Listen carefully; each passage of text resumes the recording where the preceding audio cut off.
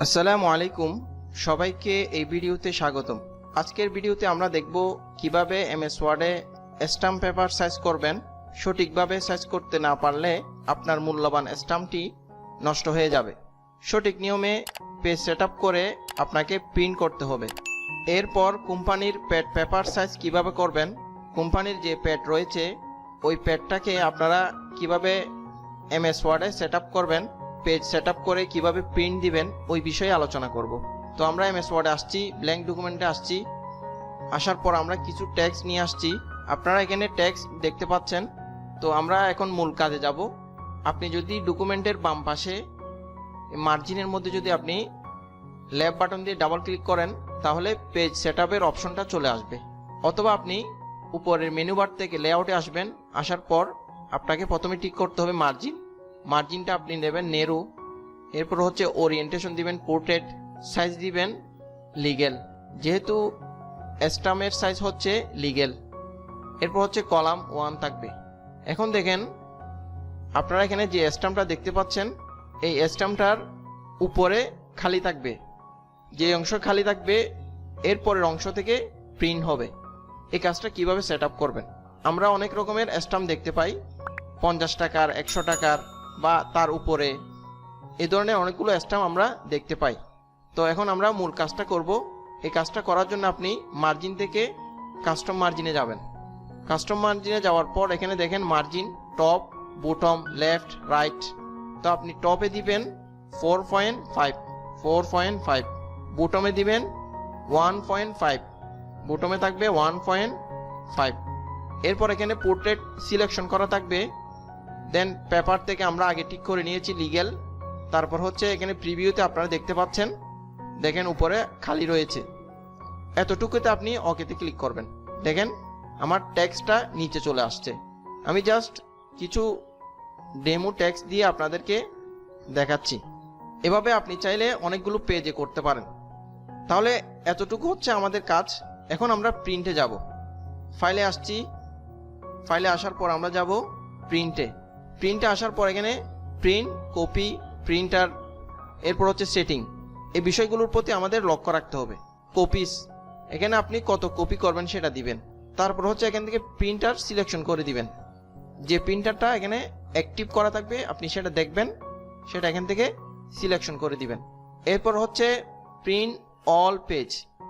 যদি কয়েকটা পেজ থাকে বা অনেকগুলো পেজ থাকে সেক্ষেত্রে আপনি যে পেজটা চাচ্ছেন ওই পেজে মাউসের কার্সর পয়েন্টে ক্লিক রেখে দেন আপনি প্রিন্টে আসতে হবে। আসার পর আপনি এখানে কি করবেন, প্রিন্ট কারেন্ট পেজ এটা সিলেকশন করে দিবেন। আর যদি আপনি সবগুলো চান তাহলে প্রিন্ট অল পেজে ক্লিক করবেন। অথবা আপনি চাচ্ছেন যে আপনার একটা পেজ আছে, সেক্ষেত্রে আপনার প্রিন্ট কারেন্ট পেজ দেওয়ার দরকার নেই, আপনি প্রিন্ট অল পেজ সিলেকশন করা থাকলে কোনো সমস্যা নেই। এরপর হচ্ছে ওরিয়েন্টেশন আপনাকে দিতে হবে পোর্ট্রেট, তারপর হচ্ছে লিগেল, যেহেতু স্ট্যাম্পের সাইজ হচ্ছে লিগেল, এটা সিলেকশন করবেন। দেন প্রিন্টে ক্লিক করবেন। এরপর আপনার স্ট্যাম্পটা প্রিন্ট হয়ে যাবে। নেক্সট আমরা দেখব যে কোনো কোম্পানির প্যাড কিভাবে প্রিন্ট করবেন। প্রিন্ট করার আগে অবশ্যই পেজ সেট আপ করতে হবে। সাধারণত বিভিন্ন কোম্পানির প্যাড বা শিক্ষা প্রতিষ্ঠানের প্যাড থাকে, ওই প্যাডটার সাইজ হচ্ছে A4 পেপারের সাইজ। এখন আপনি সেটাকে কিভাবে সেট আপ করবেন এবং কিভাবে প্রিন্ট দিবেন আমরা সেটা দেখব।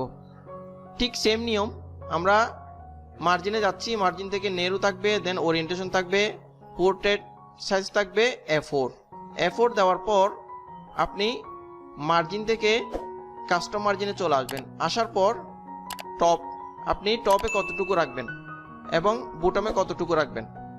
আপনি এখানে দেখতে পাচ্ছেন একটা প্যাড, এই প্যাডটার উপরে এবং নিচে সেটাকে আপনি লক্ষ্য রাখতে হবে। এই প্যাডটার উপরে এবং নিচে কতটুকু খালি রাখতে হবে ওই বিষয়টা আপনাকে দেখতে হবে। আপনি একটা স্কেল দিয়ে উপরে এবং নিচে একটা মাপ দিবেন কত ইঞ্চি খালি। যদি উপরে 2 ইঞ্চি খালি হয় তাহলে 2 ইঞ্চিটা আপনি টপে বসাবেন। বটমে যদি আপনি 1 ইঞ্চি খালি পান তাহলে 1 ইঞ্চি বসাবেন। তাহলে আমি ধরে নিলাম যে 2 ইঞ্চি, তাহলে আপনি 2 দিবেন। যদি 2.6 হয় তাহলে 6 দিবেন, বা 2.3 হলে 3 দিবেন। আর বটমে যদি 1 পয়েন্ট হয় আপনি 1 দিবেন। আরেকটা বিষয় দেখেন, লেফট এবং রাইট, আপনি যদি লেফট এবং রাইটে বাড়াতে চান তাহলে বাড়াতে পারবেন। যেমন এখানে রয়েছে 0.5, আপনি চাচ্ছেন 1 পয়েন্ট দিতে, 1 পয়েন্ট দেন, কোনো সমস্যা নেই। এটা অবশ্যই খেয়াল করতে হবে, 1 পয়েন্ট দেন, কোনো সমস্যা নেই। এরপর এখানে থাকবে পোর্ট্রেট, এখানে প্রিভিউতে আপনি দেখতে পাচ্ছেন, দেন আপনি ওকেতে ক্লিক করবেন। পরের পেজে চলে আসছে, আমি এখান থেকে ব্যাক স্পেস দিচ্ছি। এখন দেখেন উপরে আমার খালি রয়েছে, নিচেও খালি রয়েছে। এখন আমি যাচ্ছি ফাইল থেকে প্রিন্টে ক্লিক করলাম। ঠিক সেম নিয়ম, পূর্বের নিয়ম যেভাবে আপনাদেরকে দেখিয়েছি ওই নিয়মে আপনারা এখান থেকে প্রিন্ট করবেন। তাহলে আজকের পর্বে আমরা আপনাদের দেখিয়েছি কিভাবে স্ট্যাম্প পেপার সাইজ করবেন, কিভাবে কোম্পানির বা বিভিন্ন প্রতিষ্ঠানের প্যাড আপনারা সাইজ করে প্রিন্ট করবেন, পেজ সেটআপটা কিভাবে করতে হয় ওই বিষয়ে আলোচনা করা হয়েছে। তো সবাই ভালো থাকবেন, সুস্থ থাকবেন, আল্লাহ হাফেজ।